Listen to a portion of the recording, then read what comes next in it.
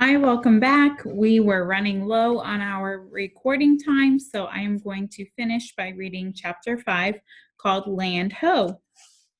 As soon as the sun rose on October 12th, Columbus was ready to go ashore. He and his officers put on their best clothes and piled into small rowboats. They had a Spanish flag and items to trade. They also took swords and knives in case they met unfriendly natives.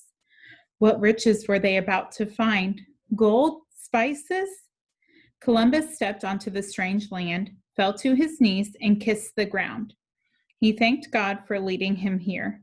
Columbus planted the flag and claimed the land for Spain. He named it San Salvador. Watching Columbus from behind bushes were some of the island's native inhabitants. They were called the Taino. Slowly they crept closer. Columbus and his men stared at these strange people. They were not wearing gold and silk.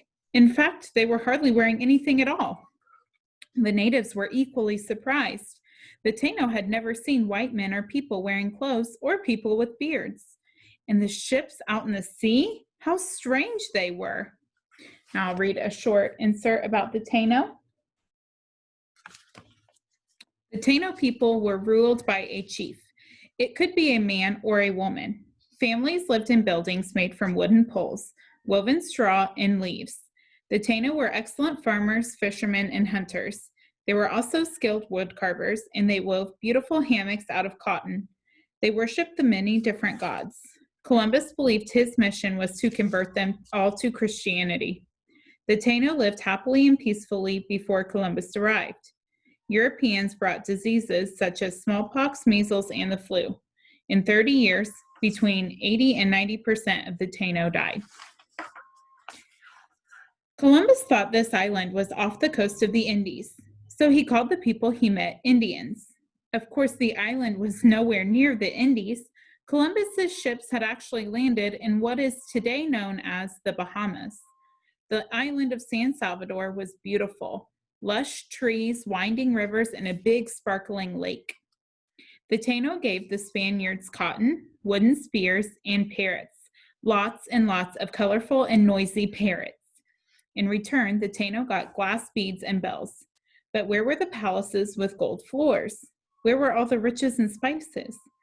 Columbus saw that some Taino had small gold rings in their noses. There must be gold somewhere, Columbus reasoned. There's a map of where they ended.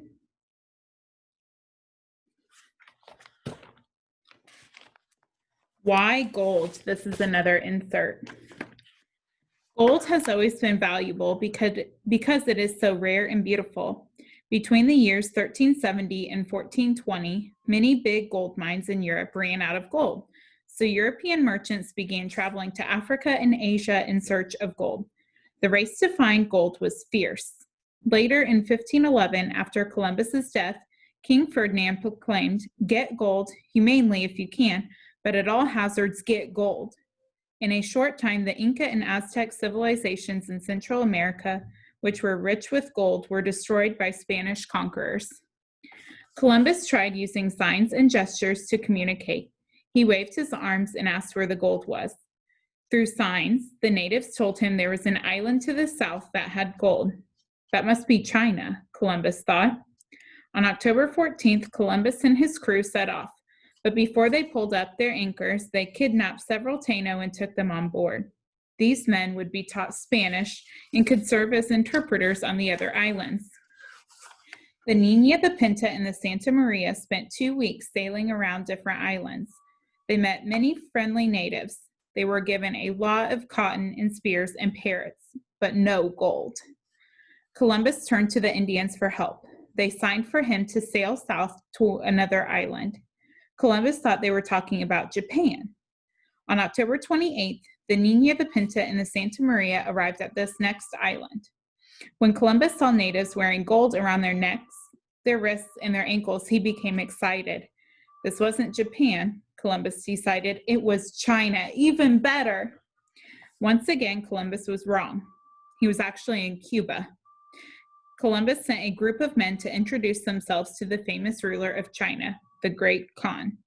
But of course, the group came back with no sign of the Great Khan.